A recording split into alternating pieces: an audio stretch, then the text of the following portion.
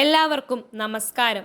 ഞാൻ ഇന്ന് ഇവിടെ അവതരിപ്പിക്കാൻ അല്ലെങ്കിൽ സൂചിപ്പിക്കാൻ പോകുന്നത് ലഹരി ഉപയോഗം നമ്മുടെ ജീവിതത്തിൽ എത്രമാത്രം പ്രതിസന്ധികൾ ഉണ്ടാക്കുന്നു എന്നതിനെക്കുറിച്ചാണ്.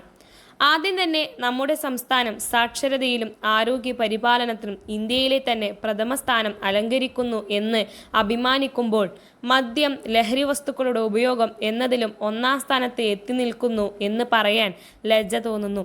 ഭാവിയുടെ പ്രതീക്ഷകളാകേണ്ട വിദ്യാർത്ഥികൾ ഇതിൽ ഉൾപ്പെടുന്നു എന്നുള്ളതാണ് ഏറ്റവും ദുഃഖകരമായ സത്യം.